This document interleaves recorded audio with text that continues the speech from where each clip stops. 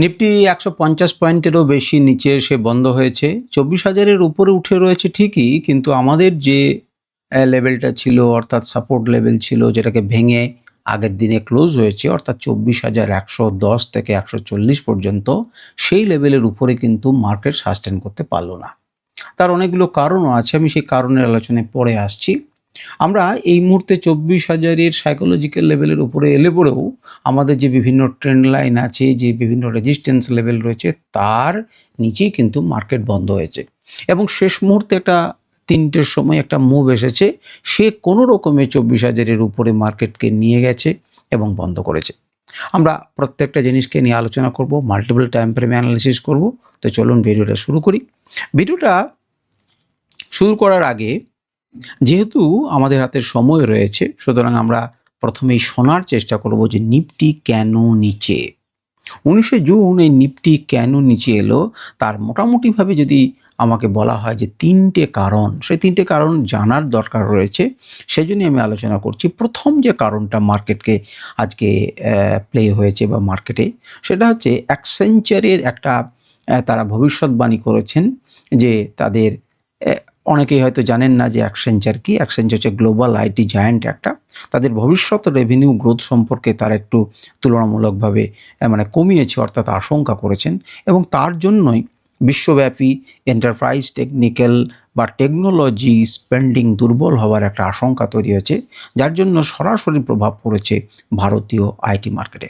যদি আপনারা আইটি স্টকগুলোর কথা দেখেন, তাহলে দেখবেন আইটি স্টক কিন্তু ৩.৫%-এর বেশি তারা কি করেছে না, গ্রেটার দেন ৩.৫% কিন্তু পড়ে গেছে। একটা প্যানিক সেলিং কিন্তু আইটি স্টকে এসেছে এবং যেটা মার্কেটকে টেনে নিচে নামিয়েছে। দ্বিতীয় নম্বর কারণ যেটি আপনাদেরকে বলতেই হবে, সেটি হচ্ছে পরপর যদি আপনারা দেখেন, তাহলে ৫ থেকে ৬ দিন কিন্তু নিফটি পরপর উপর দিকে উঠেছে। অর্থাৎ উপরের দিকে যে একটা র্যালি এসেছে, যারা নিচে কিনেছিল তারা তো প্রফিট বুকিং করবেই। তাহলে সেই প্রফিট বুকিংয়ের কারণেও কিন্তু একটা সেলিং হয়েছে, আর ক্রমান্বয়ে এফআইআই তো সেল করছেও, হয়তো ২-১ দিন একটু করে বাই করেছে, কিন্তু তাদের সেলিং প্রেসারটাও রয়েছে। আর ৩ নাম্বার কারণ যদি আমাদেরকে বলতে হয় যে ৩ নাম্বার কারণটা কি, সেটা হচ্ছে সেটা খুব ফেলে দেওয়ার মতো কারণ নয়। সেটি হচ্ছে ১৯ তারিখে আপনারা জানেন যে সুইজারল্যান্ডে আমাদের ইউএস এবং ইরানের মধ্যে যে চুক্তি হওয়ার কথা ছিল, সো সেটি আমাদের কিন্তু আমরা দেখতে পেয়েছি যে ইউএসের তরফ থেকে যাওয়ার কথা ছিল, তারা কিন্তু যায়নি। অর্থাৎ এটি কিন্তু একটি জিজ্ঞাসা চিহ্নর মধ্যে পড়েছে এবং জিওপলিটিক্যাল ইস্যু আবার নতুন করে একটা রূপ নিতে চলেছে। কিছু না কিছু খুব সাইলেন্টলি একটা প্লে হচ্ছে ভিতরে, যেটা আমরা সাধারণ ব্যক্তিরা খুব একটা ভালো করে বুঝে উঠতে পারছি না। তবে একটা জিনিস কিন্তু ঘটেছে, সেটা হচ্ছে কি বলবো, একটা বাইপাস সার্জারি কিন্তু ঘটেছে। বাইপাস সার্জারি কি জিনিস না, বাইপাস সার্জারি মানে ওই যে তেল আনার যে জায়গাটাকে নিয়ে ঝামেলা চলছিল হরমুজ, সেই হরমুজটাকে অন্য কায়দায় একটা কি বলবো শিপ টু শিপ ট্রান্সফরমেশনের ট্রান্সফারিংয়ের মাধ্যমে কিন্তু তেলটাকে সরিয়ে নেওয়ার একটা ইঙ্গিত দেখা গেছে। ওই যে কিছুদিন আগে, আমি খুব ডিপে ঢুকছি না, কিছুদিন আগে আপনারা দেখেছেন যে খবর পেয়েছেন হয়তো, যে ইউএসের একটা বিমান তাকে ভেঙে দেওয়া হয়েছে, অ্যাপাচি। তো সেটাকে কেন ভাঙলো? কারণ সেটা ওই তেল ট্রান্সফারিংয়ের কিসের দায়িত্বে ছিল বলে অনেক যারা বিশ্বব্যাপী খবর রাখেন তারা মনে করছেন। সুতরাং সেই দিক দিয়ে একটা বিষবাউ জলে কিন্তু পড়ে গেছে, বিষবাউ জ্বলে পড়ে গেছে, এবং এই জন্যই কিন্তু একটা প্রভাব কিন্তু মার্কেটে এসেছে। এই সব কোটার মধ্যে একটা আনসার্টেনটি এসেছে, জিওপলিটিক্যাল ইস্যু এসেছে, তো এই জন্যই মার্কেটে কিন্তু আমরা প্রভাব দেখতে পেয়েছি। তো নিফটির ডিটেল আলোচনা করবার আগে আমরা একটা সাধারণভাবেই আমাকে একটা ডিসক্লেমার দিতে হয় যে আমি কোনো সেবি রেজিস্টার্ড অ্যানালিস্ট নই, আমি নিজের মতো করে অ্যানালিসিস করছি। আপনারা অবশ্যই আমার বক্তব্য শুনুন, এবং কিন্তু আপনারা কি করবেন না, আপনারা নিজের মতো করে অ্যানালিসিস করবেন এবং সিদ্ধান্ত নেবেন যদি আপনি অপশন ট্রেডিংয়ে করতে চান। তো চলুন এক এক করে আমরা বোঝার চেষ্টা করি। মার্কেট কিন্তু যে প্রচুর রেঞ্জ আজকে ঘোরাফেরা করছিল তা কিন্তু নয়। আপনারা যদি দেখেন যে ৯০০ থেকে সে ২৪০০, ২৪,০৪৭ অর্থাৎ ১-১৫০ পয়েন্টের মধ্যেই কিন্তু মার্কেট ঘোরাফেরা করেছে। মার্কেটকে যে আজকে ধরা যাবে না বা গ্রামাটিক্যাল কোনো মুভ দেয়নি তা কিন্তু নয়, গ্রামাটিক্যাল মুভ দিয়েছে, এবং সেক্ষেত্রে আমরা কিছুটা কাজও করতে পারতাম। একের পর এক আলোচনা করব।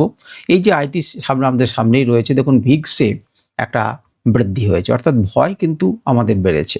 আমাদের ভয় বেড়েছে 2.35, এটা সময়ের সঙ্গে সঙ্গে আরও অনেকখানি ছিল। আর যদি একটা এর মধ্যে একটা ভালো আমাদের খবরও রয়েছে, সেই খবরটা যদি দেখেন যে নিফটির যে মিড ক্যাপ স্মল ক্যাপ সেখানে কিন্তু আমরা বিক্রি বাটা মানে অত কম দেখছি না, তার মধ্যে হালকা ফুলকা হলে পরেও কিন্তু কেনাকাটি রয়েছে। আমরা সেটা দেখতে পাচ্ছি মিড ক্যাপ এবং স্মল ক্যাপের মধ্যে কিন্তু কেনাকাটি হয়েছে। আর যদি নিচের দিকে বিভিন্ন সেক্টরগুলোর কথাতে আসেন, তাহলে যে সেক্টরটির কথা আমি আলোচনা করছিলাম আইটি সেক্টর, সেই আইটি সেক্টরে দেখতে পাচ্ছেন 3.65% কিন্তু কি হয়েছে না নেগেটিভিটি এসছে। ফার্মা স্টক ভালো ছিল, হেলদি আমাদের যে হেলথ কেয়ার আছে সেগুলোও মোটামুটিভাবে স্ট্রং ছিল। সুতরাং একটুখানি মার্কেটকে তারা সামলেছে, আর বাকিগুলো কিন্তু এখনও পর্যন্ত মান্থলি ক্যান্ডেলকে খুব খারাপ আমরা তা বলতে পারবো না। উইকলি ক্যান্ডেলের চরিত্র একটু পাল্টে গেছে, পরিষ্কার ধাক্কা গেছে, আপনি দেখতেই পাচ্ছেন। আমাদের যেটি কালকে অত্যন্ত ভালো লাগছিল, আজকে সেটি একটু প্রশ্নচিহ্নের মুখে পড়েছে, একটা ধাক্কা খাচ্ছে এবং ধাক্কা খাক, ঠিক আছে, আমাদের রেজিস্ট্যান্স পাচ্ছে, সেটা কিন্তু অনুভূত হচ্ছে। ডেলি ক্যান্ডেল যদি দেখেন, তাহলে ডেলি ক্যান্ডেলে আমরা কি দেখতে পাচ্ছি, আমরা আলোচনা করছিলাম যে এই তিনগুলোতে তো ভেঙে গেল, ওপরে ভেঙে তো ওপরে উঠলো, কিন্তু এখানে কি করতে হবে, সাস্টেন করতে হবে। এবং আমি একটা ইন্ডিকেটরকে আপনাদেরকে দেখিয়েছিলাম, যাতে আমি আপনাদেরকে বলেছিলাম যে 300 পর্যন্ত কিন্তু আমরা কি করতে পারি, যে এর উপরে যদি সাস্টেন করে তাহলে আমাদের নেক্সট লেভেল হবে 300 পর্যন্ত। কিন্তু দেখুন আজকে সাস্টেনই করলো না, খুললো এখানে।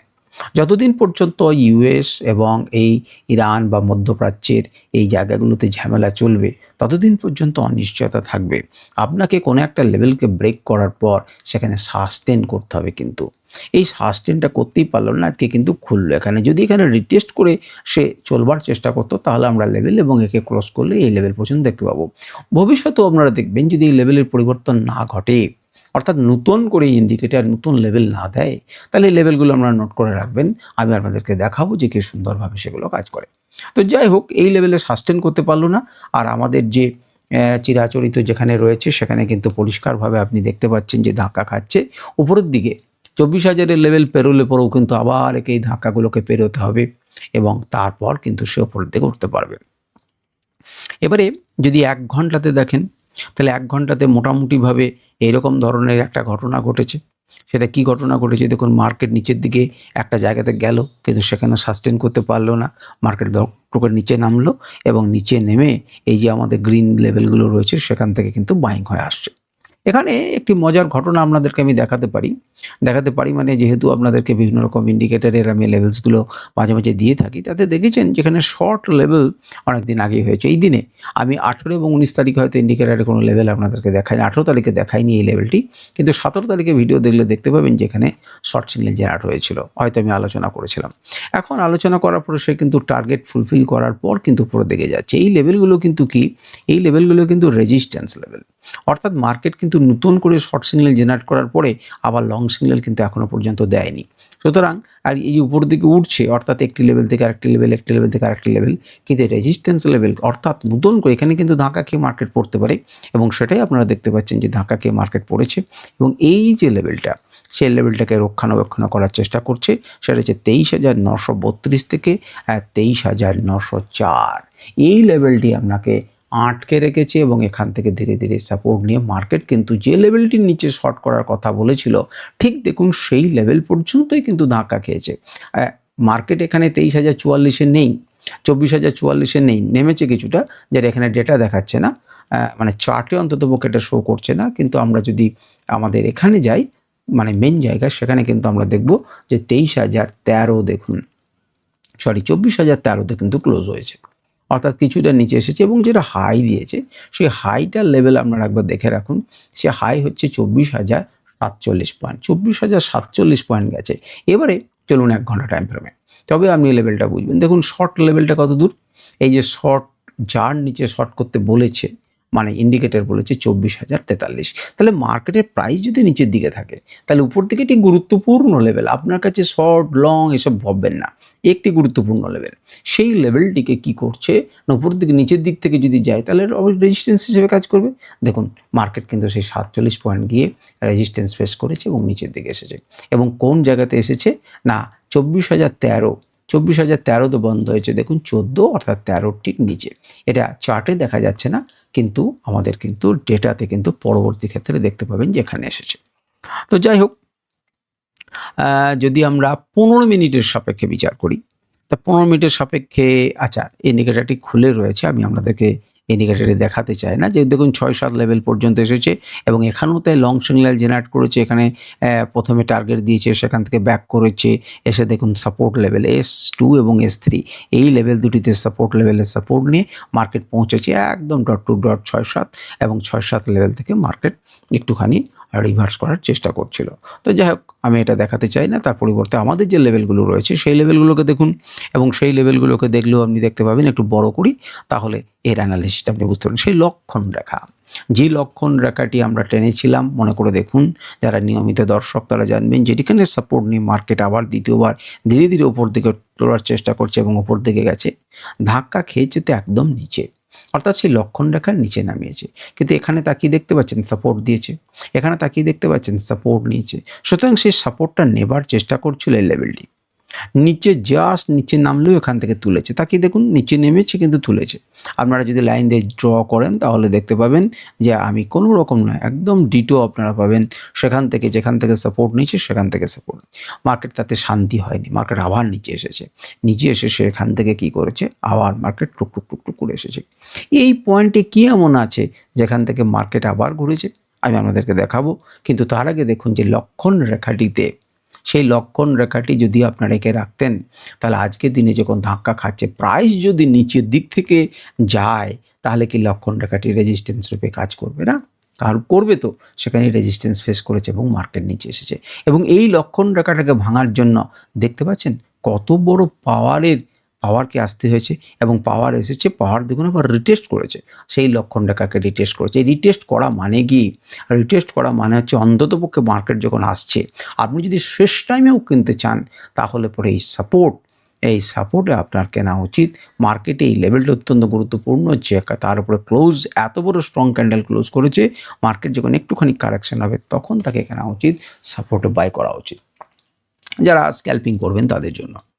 তো যাই হোক, আমি আপনাদেরকে বলছি না অপশন ট্রেডিং করতে, কিন্তু আমার কাজ হচ্ছে নিফটির অ্যানালিসিস যখন আমি করছি, তখন তার সাপেক্ষে আমি আপনাদেরকে বলবো, আপনারা আজকের দিনে যে সুইং এসেছে, এই দুটো সুইং যখন তৈরি হলো, তখন আপনি এইভাবে একটা ট্রেন লাইনকে এঁকে রাখতে পারতেন, এবং যখন দেখলেন এটাকে ভেঙে গেল, তখন আপনি একটা ছোট মুভ ক্যাপচার করতে পারতেন, সেটা নিচে নেমে গেলে আপনি চলে যাবেন। 5 মিনিট টাইম ফ্রেমে চলে আসুন, আমরা 5 মিনিট টাইম ফ্রেমে একটু অ্যানালিসিস দেখি। এই যে আপনাকে বলছিলাম যে কেন এখান থেকেই সে ঘুরেছে, লাস্ট কেন এত বুকিং হলো, দেখুন প্রথমে একবার বোঝার চেষ্টা করুন। আপনারা জানেন যে গ্রিন জোনটা কি না? Probable reversal zone. তাহলে মার্কেট যখন নিচের দিকে আসছে, তখন এখানে কি করছিল? এখান থেকে মার্কেট ঘোরার চেষ্টা করেছে। দ্বিতীয়বার তার নিচে কিন্তু আসার চেষ্টা করছে না, রক্ষা করছে। যতবার এসছে ততবার কিন্তু সাপোর্ট দিচ্ছে, রক্ষা করছে। এই ক্যান্ডেল আর রক্ষা করতে পারলো না, ডাউন ট্রেন্ড হয়েছে, দুজনেই ব্ল্যাক হয়ে গেছে, রক্ষা করতে পারলো না, নিচে এলো। কিন্তু এইটুকু পয়েন্টের জন্য কিন্তু আমাদের আশা পূরণ হলো না। এটা কিন্তু আমার টার্গেট টাচ করা উচিত ছিল। মার্কেট এখানে একটা ডব্লিউ প্যাটার্ন তৈরি করলো, ধীরে ধীরে উঠলো। এখানে আপনারা যদি দেখেন তাহলে বাই দিয়েছি, ধীরে ধীরে উঠলো এবং উপর থেকে আবার কি করলো না, যে জায়গাটা থেকে পেরোনোর চেষ্টা করছে তার নিচে থেকেই কিন্তু মার্কেটকে কি করলো, শর্ট করলো। কারণ এইটুকু ডিউ আছে। যারা ক্যান্ডেল ব্যবহার করেন, যারা আমার ছাত্র, যদি শুনে থাকেন, তারা আশা করি এই জায়গাটা বুঝতে পারছেন। তো মার্কেট যখন নিচে এলো, দেখুন এই ডিউটা কিন্তু পরিপূর্ণ করলো, এখানে টাচ করলো এবং বড় করতে পারেন আপনারা পয়েন্টের জোর দেখতে পাবেন, বড় করতে পারেন, একদম দেখবেন ডট টু ডট, কোনো রকম ফাঁকিবাজি নেই, একদম এই জায়গাটা থেকে reversal zone, second reversal zone. সুতরাং প্রবাবিলিটি বেশি এখান থেকে, এবং 3 PM এর মুভ এলো। যখন সবাই ভাবছে যে মার্কেট হয়তো বিরাট দোষে পড়েছে, তখন দেখুন একটি বড় মুভ আপনি পেলেন একদম ফার্স্ট রিভার্সাল জোন পর্যন্ত। যাই হোক, তো আমরা সব জিনিসের ব্যাখ্যা শুধুমাত্র প্রাইস অ্যাকশন মুভমেন্ট এটা দিয়ে করতে পারি না, আমাদেরকে দেখতে হয়। আপনারা যদি বড় করেন তাহলে প্রাইস অ্যাকশনের একটা রূপ অন্ততপক্ষে আপনারা কিছুটা দেখতে পাবেন। যেমন এই যে জায়গাটা, আপনি বাঁ দিকে গেলেন, আপনি তাকিয়ে দেখুন ডট ডট রয়েছে, সুতরাং আপনি খুব ক্লিয়ার কাট দেখতে পাবেন। আরও বাড়ান, আপনি তাকিয়ে দেখুন, যেখান থেকে মার্কেটকে তীব্র গতিতে ফেলে দিয়ে হয়েছে, মার্কেট উপরে গেছে, রিটেস্ট করেছে, যে লক্ষণ রেখাটাকে আমি এঁকেছিলাম 15 মিনিট টাইম ফ্রেমে, সেই লক্ষণ রেখাটি দেখুন। হ্যাঁ, আমি তার একটু নিচে এঁকেছিলাম, তো যাই হোক, সেই লক্ষণ রেখার কাছাকাছি এখানে তাকিয়ে দেখতে পাচ্ছেন এই জায়গাটাতে আবার কি চলে এসছেন, একটা সাপোর্টে সে গিয়ে, আগে সাপোর্ট ছিল, এখন সেটি কিসে পরিণত হয়েছে, সেটি এখন রেজিস্ট্যান্সে পরিণত হয়েছে। আপনি যদি মন দিয়ে একটু দেখার চেষ্টা করেন তাহলে দেখতে পাবেন যতবার সাপোর্ট নিয়েছে উপর দিকে গেছে, এখন যখন নিচের দিক থেকে যাচ্ছে তখন রেজিস্ট্যান্সে দাঁড়িয়ে রয়েছে। এখানে জিজ্ঞাসা চিহ্ন তৈরি করেছে। তাহলে আপনার কাছে কোন লেভেলটি গুরুত্বপূর্ণ হতে চলেছে? আপনার কাছে গুরুত্বপূর্ণ হতে লেগেছে 24,050। আমি 44 এই সমস্ত কিছু কথা বলছি না, 24,050 এই লেভেলটি। এই লেভেলটি একটা ক্রুশিয়াল লেভেল, যে লেভেলের উপরে মার্কেট যদি ওঠে তাহলে এই লেভেলটিকে যদি সাস্টেন করে তাহলে আপনি উপর দিকে ভাবনা চিন্তা করতে পারেন, 5 মিনিটের সাপেক্ষে বলছি। আর যদি নিচে নেমে আসে তাহলে কিছু করণীয় নেই, তাহলে নিচের দিকে ভাবনা চিন্তা করতে হবে। কোথায় এসে সাপোর্ট নিতে পারে? অবশ্যই এই লেভেলটিকে। তাহলে এই লেভেলটিকে ঘিরে আপনি একটি দাগ দিয়ে দেন, তাহলে 5 মিনিট টাইম ফ্রেমে আপনি একটা লেভেল পেলেন এখানে এবং এখানে।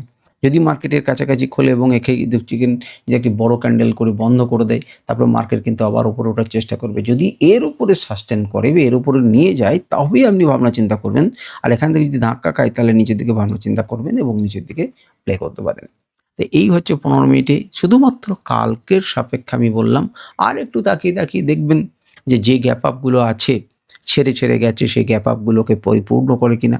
যদি খুব নিচে বড় গ্যাপ আপ থাকে তাহলে এখনই হয়তো পরিপূর্ণ করতে পারেন। এখানে একটি গ্যাপ আপনার চোখের সামনেই রয়েছে।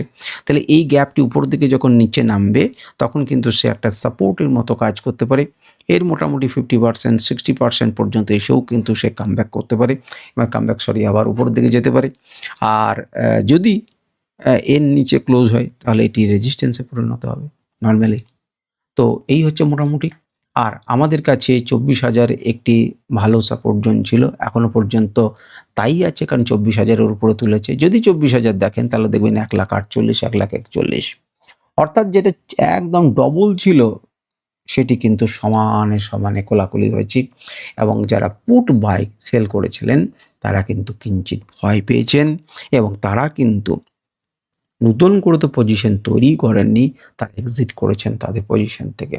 1442 লট তুলনামূলকভাবে কল সেল করেছেন 69,738 লট। সুতরাং বুঝতেই পারছেন নতুন করে 24,000-এ কিন্তু একটা রেজিস্ট্যান্স তৈরি করার চেষ্টা চলেছে, যদিও এখনো পর্যন্ত এই লেভেলটি পুটের পক্ষেই আছে, অর্থাৎ সাপোর্টের পক্ষেই আছে।